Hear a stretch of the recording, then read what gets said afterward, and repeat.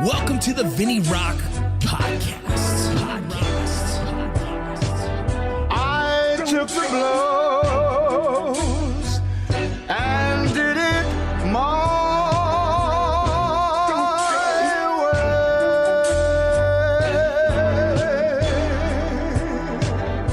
way. It's time. The VinnyRoc Podcast.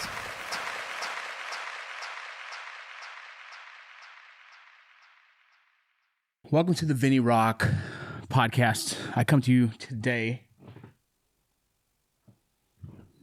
slightly different energy. You know, today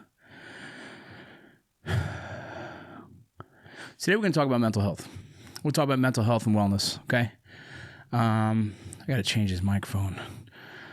We're going to talk about, I think I feel like I talk about this enough for people to have heard my version or my story. And so if not, let me tell it today. Let's start off with just, you guys know our sponsors. They're the ones that help me do this. It's been a blessing to have these sponsors on board. I want you guys to, if you ever are curious who our sponsors are, if you go to my social media, there's a link in the bio. It's called a stand store is what it says. And it has all the links to every single one of our sponsors for the podcast. All right. Our new sponsor is Neuro Supplements. It's a nootropic, but it's also a kind of like brain medicine, brain food, if you will. It's to help your brain. And I'm going to have him on here. It's created by a neurosurgeon. So, or brain surgeon essentially. So I want to have him on here to explain, but, it is outstanding. I absolutely love it. Okay. You know, our other sponsors, MIT45, I have some right here. I was actually trying to read up on it more to understand it. You know, this is kind of a controversial space for some people. I'm still learning a lot about it, but you guys can go online and check it out. If you're curious, I'll put it up in this camera as well. Trying to get the light off it. But MIT45 is kratom, essentially. And I can't pronounce the name of it. Mitrogonaya. I don't know. It's an extract of a plant, essentially. It is plant medicine. It is a little controversial. Some places it is considered as a drug. Some places it's not. I don't believe it is. All the research I've done on it, I've been looking at some of the videos, but it can change your mood. It also attacks or it also hits the opiate receptors. And so people who have struggled with addiction, they have used this and found a lot of success. There are some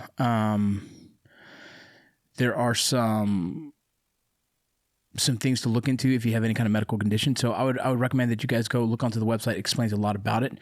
MIT45, it is essentially kratom. This one has some caffeine in it as well. They sent a whole package of these, and so I will give them to my guests as they ask for them. I'm still looking into these and trying to better understand them. One of the CEOs of the company will be on our podcast to better explain and give some insight. So, kind of exciting. I'm always fascinated by new companies and new, I guess, supplements in the wellness space, and that's one. You guys know GMR Gold and Bullion Box. That's our precious metals and subscriptions. I just have a box downstairs. I need to open it. Everest.com. You guys already know who they are. They are the outdoor trading post, if you will. You know, anything you would try and get for camping and hunting, you can find on that website. It's kind of the all-in-one. I love it, and they're just really good people. Ruck Pack, I actually took one just a few minutes ago because I'm packing, getting my stuff ready to go to work. And you know how they are. It's another one that kind of feeds your mind, gives you some energy. It is developed by some special operations dudes.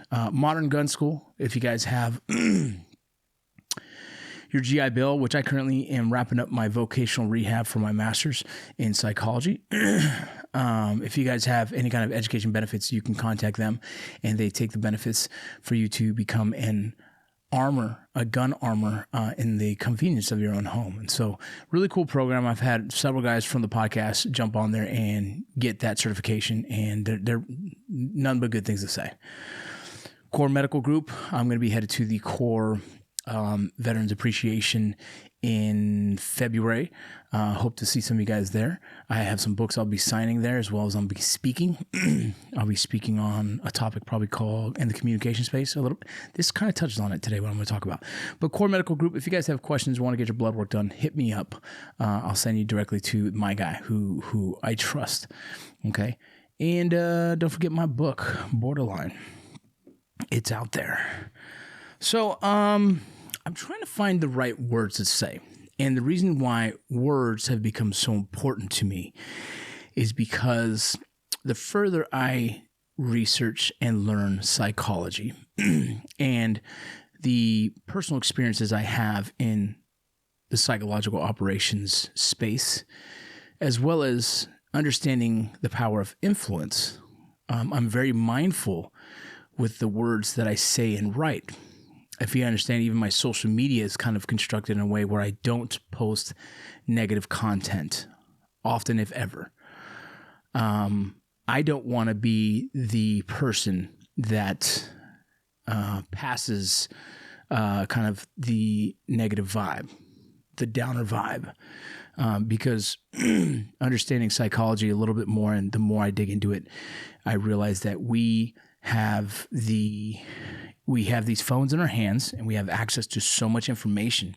Our minds are not equipped. Not everyone's minds are equipped to decipher information in a healthy manner. And what happens is people start to consume certain products that are made on social media. And I call them products in the sense of social media packages or content.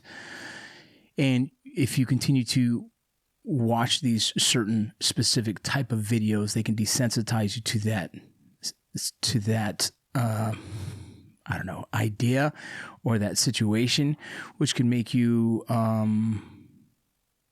have a different perspective of things. It's really fascinating. It's kind of deeper than I'm even saying. But when I talk about this topic, we'll say this. You guys know the 22 a day and what it refers to. So that word, I have tried to not use that word in my social media for a few years now. And I've said it a couple times to try and convey a message, but I'm not going to say it today. I'm going to say this.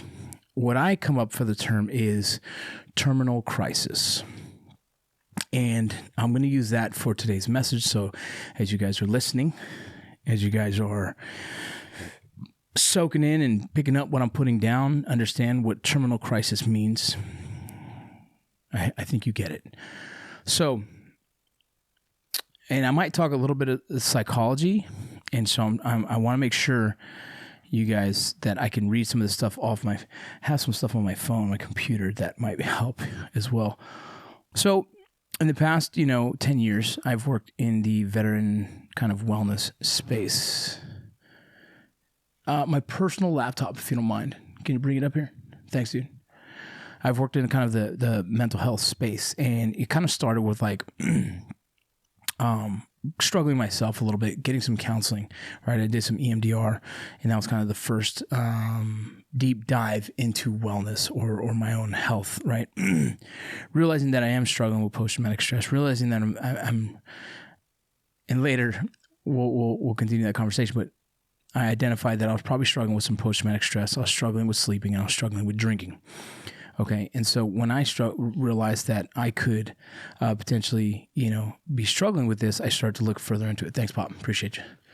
And then when I started struggling with it myself, I started learning things, right? I started putting myself through several different kind of trainings and whatnot. And this kind of has continued with when we were on Drinking Bros, we created Vigilant Guard. Vigilant Guard was like a Facebook page for people who are struggling. All people, not just veterans. But I started to kind of understand mental health. I started to understand how people find themselves in these really spaces, right? A lot of guys get out of the military, they lose purpose. A lot of people who get out of professional sports, they lose purpose. A lot of guys who get out of prison, they lose purpose. And so I started realizing, like, man, a lot of people, it's just the human condition. They want to find purpose, right? And that's an interesting thing, right? And so as we dig deeper into this, I did different counseling. And for fast forward until now, I've done a bunch of different counselings, styles, or I'll say modalities of healing, right? I've done things that you might not even identify as a modality. I've done things like prayer, meditation, breathing. I've done stem cell treatment. I've done TBI clinics. I've done post-traumatic stress counseling. I've done talk therapy. I've done EMDR therapy. I've done sweat lodge with Dakota Indians, right? The natives. I have done, the list goes on and on, right? I've done group sessions. I've done HAPE, plant medicine that's non-psychedelic. I've done a long list of things, and I continue to put myself through them because what I'm trying to do is I'm trying to unpack and heal generational trauma, military trauma, relationship trauma, financial trauma, right? Life, right? The story of life. Shit happens, and what happens is sometimes we don't process it in a healthy manner, and so then it kind of lingers, and it lingers in a way where we don't realize it's actually haunting us or it's affecting us until it comes out in a very ugly way. A lot of ways to try and break that down, but essentially I've realized that there was a lot of things in my life that has kind of led me to, oh man, it's not just military that I was struggling with. It was my childhood. It was relationship trauma. It was, I mean, the list goes on and on. One of the generational curses, and I'll call it a curse, that I am fortunate enough to have broken is drinking, right? My family drinks. Being Latino drinks, but my dad drinks, my uncles drink, my grandfather drank, and it was something that I was raised to believe is normal. It was fine. It was no big deal. Some of you listen to this podcast are like, there's nothing wrong with it. Like, yeah, there's nothing wrong with it for you maybe, but for me, there was something wrong with it. I didn't want to continue this pattern where my kids felt it was normal too. I wanted my kids to be mature enough to make that decision if they want to, and also understand that they don't have to. And I, on the other hand, felt I had to be a man, to fit in, to be part of the cool crowd. And I don't feel like that anymore. And I don't feel the pressure of that anymore. And I don't want my kids to feel that pressure, because if you guys are like me, some of the most embarrassing times of your life, some of the moments that you're just completely not proud of, have all stemmed from a night of drinking. And so I choose not to have those, right, anymore. And so as I say that, I've learned a lot. And so we'll go through this. Why don't I use the term 22? Well, 22 is rooted off a negative, I'll call it negative psychology, off a negative outcome of a veteran. Okay, and this isn't just for veterans. This is for just humans, right? Because right now this is kind of an epidemic in our society, from veterans to law enforcement to just people, right? So I'm talking for all of us, like mankind, right? Humanity, right? People, like people who are in existence, who have to go through this fucking life and trying to manage it. And so if we can say that 22, why do we focus on it so fucking hard? Well, it's because it creates an emotional response. If you understand psychological operations, if you understand social influence, you find a topic that people are emotionally invested into and you exploit that. Okay, that's what the 22 is. That 22 number it represents how many veterans succumb to terminal crisis, right? And we can argue like whether that number is accurate or not. We already know it wasn't originally accurate. It was used because it sounded better than 23 or 21. It was kind of a marketing capability, right? And so on and so forth. And so it's irrelevant. The number is extremely high. Got it. But using that as a focus point for all these nonprofits, for all these organizations to it creates an emotional response for people that care, that just are emotionally connected to, and they profoundly believe that they want to support those who have served our country. And so they feel the need to support them by donating money and so on and so forth. There's nothing wrong with that. I'm not saying there's anything wrong. I'm saying that created a stigma of terminal crisis. Okay.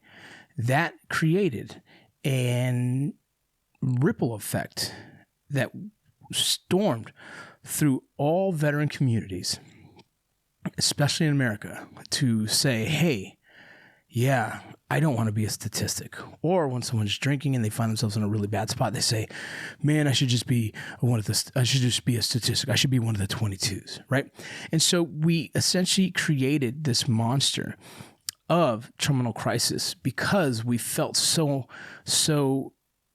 close to this subject and wanted to do something that accidentally we created a self-fulfilling prophecy. What we didn't want to happen was more terminal crisis. What we created was more terminal crisis.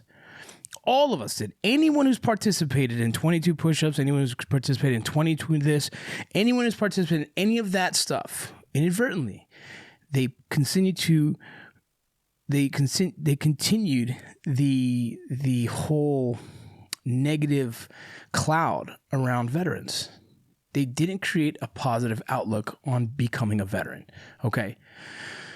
So there's a few psychology theories, all right, that it falls into. One of them is called learned helplessness, and the concept is developed by Martin, I think it's Segman. All right, he suggests that individuals may learn how to feel helpless and passive in the face of negative events if they have experienced situations in the past where they have had no control. Okay, so essentially learned helplessness essentially is what we've kind of created, right? The self-fulfilling prophecy I said earlier, confirmation bias. And so that one's another one where it's like, oh, well, if that veteran did it, well, then who am I, right? And so these different psychology theories kind of proven, but not even that. There's a white paper studying this called the contagion of the word I'm not going to say. And I'll put that link in this so you guys can read it. All right, this is not just like me spouting out bullshit. I'm telling you. And then there's groupthink. So I have a list of 7 here that kind of fall in line with what can become negative psychology if you perceive it that way. And so when you focus on the negative thing, it becomes the norm. And if that becomes the norm, it becomes the accepted. And if that becomes the accepted, well, then here you go. Okay. I'm not saying I have the answer. I'm just saying that's not the answer. All right. The answer, that's not the answer. It's been proven when you focus on the negative aspect of things, you create the self-fulfilling prophecy, you create this learned helplessness, you create this confirmation bias, you create this, can we continue? Right. So the power of messaging, the power of your social media videos, is important. The power of what you put out to the world is extremely important. So remember a while back, there's this picture of veterans that are sitting around a table and they have, a gun to their mouth or something like that. That's emotional response. We're trying to create the emotional response of like, oh man, I feel bad for that. That did not do what it was intended to do. It continued to push this idea that we are broken. So then the civilians who don't know veterans very well, who have a heart for veterans, they start to think like, man, veterans are really, really fucked up. And, they're broken and they're mentally in a bad place. When it's not necessarily true. That statistic of a whole is actually more veterans are successful in corporate offices and in businesses. The list goes on in the sense we're like, what? But we don't talk about those because those don't create the same amount of emotional response that a sad narrative does. Okay, so when I say that is like when you post something like that, I know what your intention in your head is, man, people need to remember veterans are hurting, veterans are suffering. Okay, that's what you want, right? That's your intention. But the effect of that, the actual effects of that is a self-fulfilling prophecy. You're creating more of the negative in your own community. So you're counterintuitive. It's counterintuitive to what you're trying to do, what you should do. Okay. Instead of creating a negative psychology fucking blanket across social media that where every time a veteran's looking for something to be inspired by, but motivated by, something to get their mind off of fucking life, they run into your Debbie Downer post that was intended to make no one feel alone, right? For us to all feel included. It just continued to perpetuate the same idea that veterans are broken. And that's not fair. That's not okay. So if you really give a shit about your community, well, then you would understand the psychology behind the message. You would understand how important it is to watch what you say and what you put out into the world, because it matters. It matters. That one individual who's sad, who's drinking, who's alone, and he's like, man, I just feel like I just don't know what to do. And then he pops up on your page where you tell him he's broken. You just confirm. He's just looking for someone to, confirmation bias. He's looking for someone to like, oh, he says everything I feel. I'm broken. I'm not feeling in a good place. I'm alone. You just confirm that for him, right? Is that what you want? Do you just want everyone else to feel the same sadness? If you feel that way, I understand you posting. If you feel that way, I get it. But if you feel like you want to be an influencer for your own community, then I would actually go about it in a different way. I would go about it in the direction of positive psychology. I would, after every video, you should look at it and say, does that give someone inspiration? Does that motivate someone? Does that have people in a place like showing them success? Did I leave on the table a win? Or did someone watch my content and say, damn, well, there goes my fucking day? That's what we have to think about. Well, that's what I think about. That's how in depth of this subject that I go into.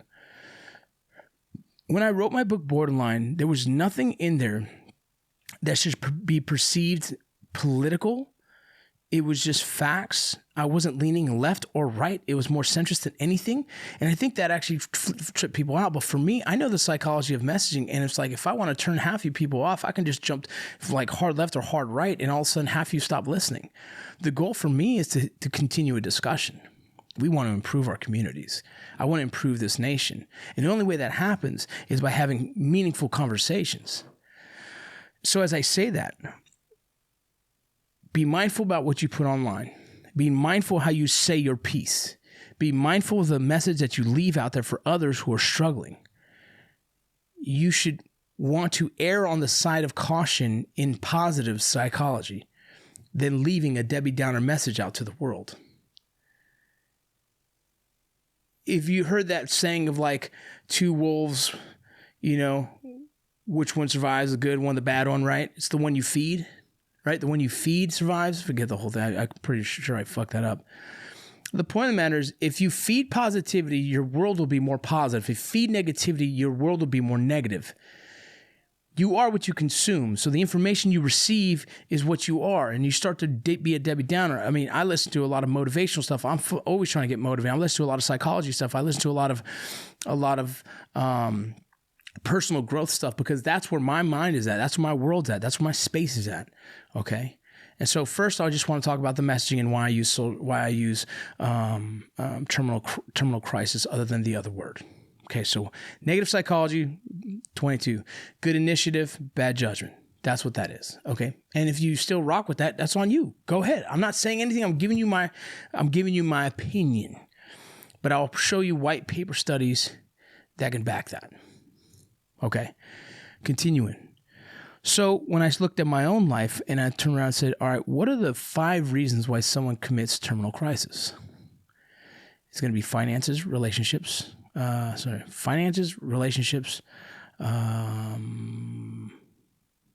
trauma, right? Uncured trauma. It's going to be addictions. And the last one is finances. Oh, pain. Cool. So if you look at the 5 top reasons, if you just Google this, right, and say, what are the 5 top reasons why someone would succumb to their own injuries, right? Why someone would reach terminal crisis. And those are the top 5: finances, relationships, trauma, addiction, and pain, right? Someone who's just like crazy pain. So like me being a drill sergeant in the military, what we did was like, hey, we're going to go to the BMR range, right? We're going to go to the basic marksmanship range with these soldiers who are boneheads who've never touched a gun in their life. And how do we make this safe, right? How do we do live rounds and make it safe? Well, we do a walkthrough first, and then we're going to be doing cadre is going to be here. We're going to put the weapons down. We're going to have a cadre in that moment. So what we've done is implemented mitigation points that can make sure that the training is safe. So we added another drill sergeant at this location. We made sure they didn't touch the gun. We had it locked and clear to the rear for them, blah, blah, blah, blah, blah. And so when you talk about training and how do you mitigate the worst case scenario with live rounds as a soldier getting hurt or possible death, is that death being the worst thing, how do I reverse plan this thing or backwards plan this so that I make sure that it never gets to that? And so in that same sense of planning a mission day as a drill sergeant and implementing everything we could to mitigate any kind of potential personal injury, is we had to implement different tools to make sure that they were safe. Okay, and that is no different in the 5 that I just mentioned. If you implement certain tools, it can help manage those areas when you find yourself in crisis. And so one of the things we do in our men's group, right, is we get everyone to do blood work because I want to make sure everyone's in a good place hormonally. But 2, we have them go do an assessment tool, and that gives us a baseline of like where they're at mentally, physically, emotionally, spiritually, and professionally, right? And so once we do those things, we get directly, as soon as we see a red flag, boom, we can direct them straight to a counselor, because we have that in our group, right? We have a counselor, boom, connects them. And then we can also check the blood work, and they can determine whether they want to use that or not. We don't get money off that. We just pass it off to a company that we partner with, Core Medical Group, right? And then we have like a 20 questionnaire. That 20 questionnaire is a good baseline to understand how someone was raised, because it's really good to the only way you can really lead someone is understanding who they are and what makes them tick, okay? And so in saying all that is, then we address the 5 areas, all right?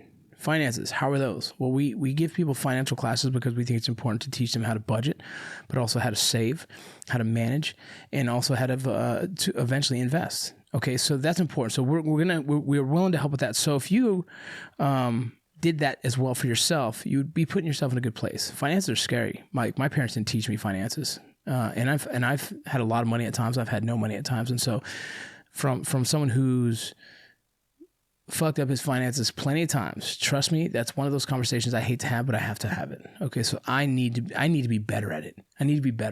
Okay.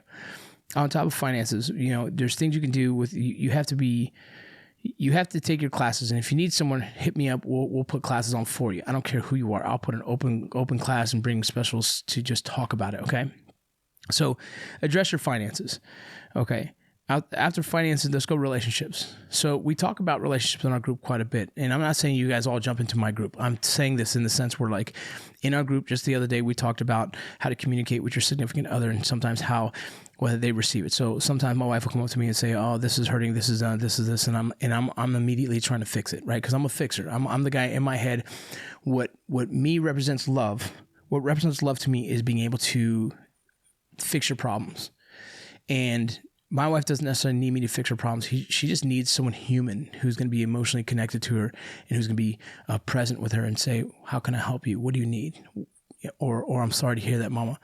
So women receive information different sometimes, right? I'm saying my wife does, and about half the group the other day when we were talking about the subject. And we learned a lot about like communicating and how to communicate in a better way. So if she asked me a question, how I could respond instead of saying, "How can I fix it?" I could say, "Tell me more. How does that make you feel?" I'm not saying use those. I'm saying this is what we're learning. And so we left that group with a little bit more tools in our back pocket to hopefully mitigate an argument that could potentially lead to terminal crisis, right? And I say that because that's what happens. We talk about alcohol. We have a group that's a handful of us who are sober and who have kind of like seen the light on why we need to be sober. Not everyone's in that same space, but the reasons why alcohol is an interesting one to me is that, and I wrote about it in my first book, Light the Fuse, was that alcohol is like one of the worst drugs in our culture that we deem as completely fucking normal. And it's not for me anymore, but if you look at the statistics of people who have succumbed to terminal crisis, 99% have been drinking, because alcohol gives people that fuck it mentality. And so if you or your friend or are not in a good place, the last thing you want to do is to add a depressant to your system. And so that's all I'll say about that in itself. On top of that, if you guys do struggle with addiction, you can directly message me and I will try and find a inpatient facility for you that's close to you, or that'll be covered by your insurance. Okay. Because I've worked in the addiction space for a little time with Beechtree Diagnostics. I've seen what it can do to families, and I have a heart for that space now that I never had in the past until I've worked in it. And so alcohol and any other addictions, we find answers for people. So if a veteran came to me or someone in my men's group came to me, we would either get them into a program. We have our own little kind of group sessions and program that we have as well. And we can get them into inpatient clinics if we need to anywhere in the United States. We have, we're partnered up with another clinic that does that. So I say that because that's another space of the top 5, right, that we're trying to mitigate. Okay, so trauma. Let's get into that. A lot of us have trauma from our past that we're not going to want to admit or face or even want to even get into. I do. Okay, you guys will never hear about that stuff because I'm not ready. I'm working on that on my own with my wife and a counselor and getting through some of the stuff that's happened to me in my past that I've been through. Okay. And I didn't know I was so hung up on stuff in my childhood until I have doing the work for my current life, right? For post-traumatic stress due to combat. And as I work through that, I start to whoa, there's more. So what happens is if you don't unpack and heal a lot of that, and really it comes down to if you don't get to a position of acceptance, well, then you tend to take on some other activities in your life that are self-destructive. Drinking, drugs, addiction to sex addiction, right? Porn addiction, so on and so forth. And so you have to really heal some deep-rooted shit to stop yourself from being in those spaces as well. So there is, whether you like it or not, there's generational trauma, there's childhood trauma, there's adult trauma, relationship trauma, financial trauma, all those things are things. And your body, it manages it as what best it can until it can't. And when it can't, it starts to come out, like I said, as a self-destructive. Some of us just don't like to be in a comfortable, happy place. We find a way to fuck it up. You and your relationship are in a good place. You find a way to fuck it up. So on and so forth. And sometimes drinking alcohol is the other one as well. Okay. And so there's so many different modalities these days, areas of healing, of therapeutic value that you can attempt and try and find what works. Fitness, everyone uses that one. It's a good one, right? Hormone response is awesome, feel good, all that, right? But there's also breathing. There's also yoga. There's plant medicine, non-psychedelic, psychedelic plant medicine. There's ketamine therapy, there's talk therapy, the list goes on and on. I personally am not here to say I condone any of it. You do whatever you want. I'm saying there's options out there. Some people just don't even know that there's different options other than going to a counselor that you're not really comfortable with and then taking an antidepressant. There's more to that. There's deeper dives into the stuff that I think all of you should take. You really need to look within yourself and say, why am I afraid of doing meditation? What's so weird about it that I just can't, I don't even want to try? What's wrong with trying that? What's wrong with trying sobriety? What's wrong with it, right? What's wrong with trying talk therapy, group therapy? What's wrong with trying non-psychedelic plant medicine? What's wrong with trying a sweat lodge with the natives, the indigenous brothers and sisters who have this really a good grasp on all of that? We have to be the best advocates for ourselves and dig deeper into our own wellness and holistic approaches to that. one way is not going to work for me and it's going to work for you. Everyone is so different, just like you were raised different than me, just like your life experiences are different than me. The way you see wellness will be different from you, and what works, what sticks is going to be different for you. Okay. But it's very important that you take it serious to the point where you research and try, man, and try as many of these things on the list, because you don't know when you'll have a breakthrough. You really don't. Okay. And as someone who is in these alpha male groups all the damn time, I've never really felt part of the group in a sense, because I've always felt very different from everyone. And no one knows that. I don't let them see that. But internally, I've never felt comfortable in my own skin in those groups. And as I'm learning more about myself, is like, because for a long time I tried to just fit into those groups when I'm just not, like, in my heart, not like that. I'm not built like that. I'm built a little bit different, and I have to accept that. So as I dig into this so much more, I've learned a lot, and I've been in a healthier place, and I've been able to find a lot of answers for myself and make me a better husband, a better father, and someone who is doing everything he can to not hand my kids that same trauma, right? I don't want to give them my trauma. I want them to, like, experience life free and of their own accord, and have freedoms from this shit that has bogged me down for so long. And so as I have dug into this, and we talk about the addiction space, the last one is physical pain. And, you know, I used to have a really bad back, and I understand the idea of, like, I don't want to do this no more. The pain is so bad. You know, I was fortunate enough to be able to go do stem cell treatment, and it saved me. When I say my back was bad, there was a point I couldn't put my pants on. My wife had to do it for me because I couldn't, just bending down that much, my back would hurt. But as well as my daughter and my wife would have to help me up the stairs.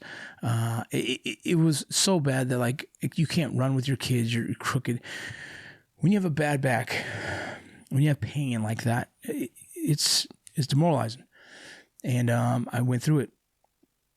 And you know, I was at a point where I was at a breaking point, and I was very fortunate enough to be offered the opportunity through a veteran organization to do stem cell treatment, and it changed my life. And so I understand those areas, and I would recommend to you guys, if you have chronic pains, there's answers out there. We just have to find the Rolodex of different answers, and you go and be a guinea pig for yourself and try them. Try them. I've slept better than I ever have in my freaking, I don't know how long, because I finished this traumatic brain injury clinic. It was a 2-week clinic at the Resiliency Brain Health in Dallas. And I've never had so many dreams in my life. I'm having crazy dreams, and I'm like, man, that means I'm getting good sleep. And that's a success. And I never would have done that if I wasn't willing to put myself in those places. I have another call with someone in Ohio. I'm going to go try and do something else. So I'm going to keep doing this path, and I think you should too. Okay.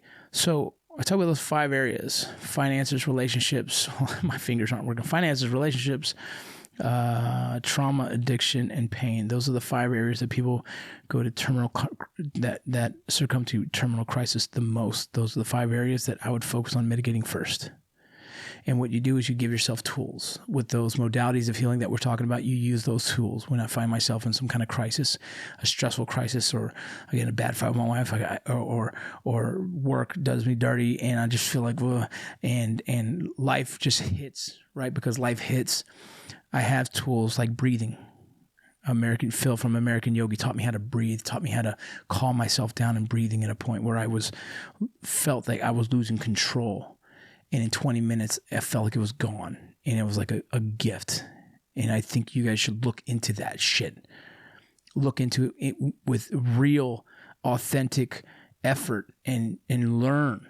And learn how to give yourself tools, a tool bag of answers for crisis that just builds resiliency. And that's what we all need. We need to be resilient. We need to find a way to be resilient in these times where life is fucking tough, dude.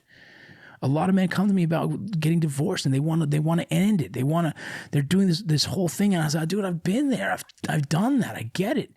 And in the end, all you can do is become the best version of you. And I put them down the same path. Go to counseling, talk to this dude, join this group, and then let's start hitting and get in the gym, get better, boom, boom, boom. And eventually I just talked to this one dude. I put him to the same program, and he goes, bro, life's good, bro. And I met someone new. I'm like, yeah, because you made yourself and you put yourself in a better place. Now, don't go and fucking not fix some of the things that caused issues and then fucking have this happen again, right? We have to continue to grow. And so I say all that, like, you need tools. Breathing is a valuable tool. If you guys are curious, American Yogi is who I use. Phil from American Yogi, breathing treatments. He teaches you how to do some breathing. Another one is Gallant Few with Carl Monger. He has a couple programs that you guys can look into. There's a lot of tools out there for you guys to have in your back pocket. Yoga, breathing, meditation, prayer, the gym. But there's different things in group sessions of just community. So these things that help you have tools of managing crisis, and that builds resiliency, and resiliency is what we need, because here's the deal. Life will be hard. Life will be hard. There's going to be bills, all right? There's going to be relationships in male and female, male, it doesn't matter. Trying to communicate is tough, so we have to manage that. Finance will be tough. Raising kids is tough, dude. Raising kids is tough. But also trying to find, comfort in your own skin. Happy with yourself. That's tough. There's things I'm not happy about myself. Trust me.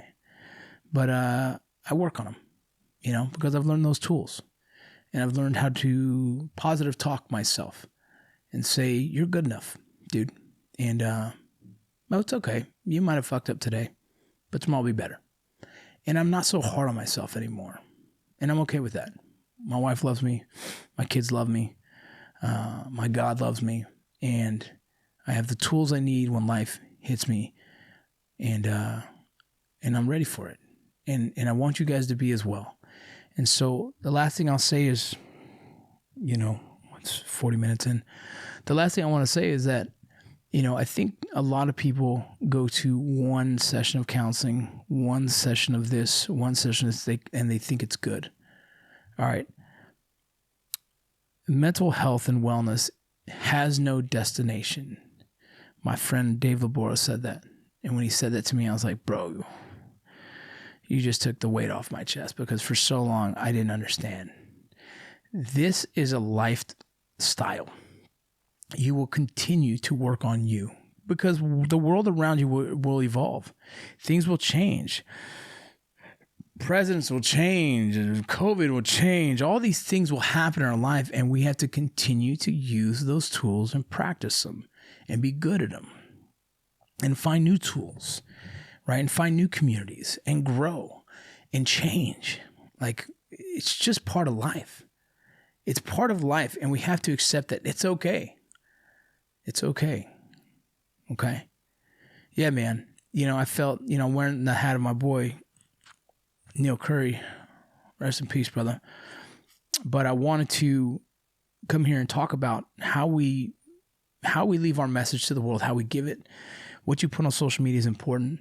The people that receive it, if not your own kids who see it, you're leaving a negative or a positive response. You're genuinely leaving something. You're putting a message out. It's either positive or negative.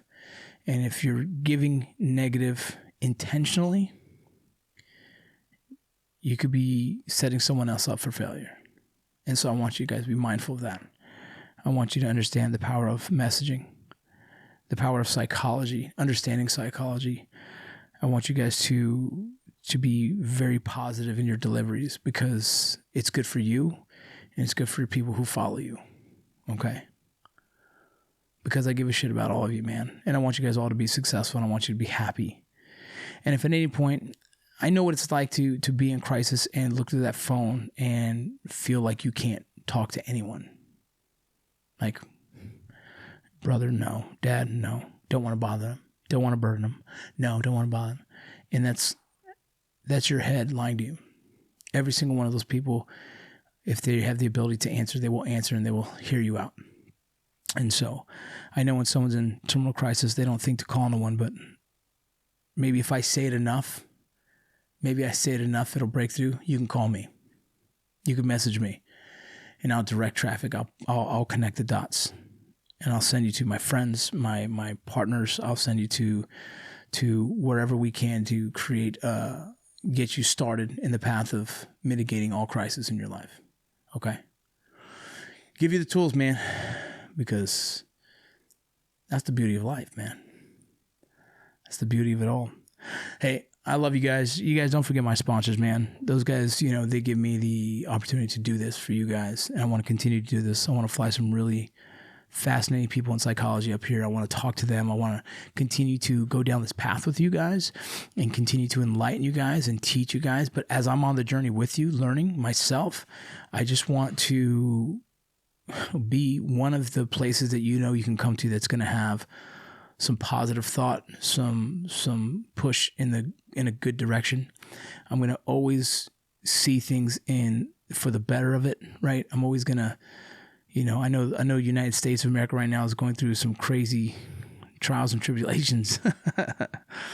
But I'm blessed to still be alive. I'm blessed to have the air in my lungs and to be able to enjoy my beautiful kids and to be able to have my wife as my friend and she's my companion.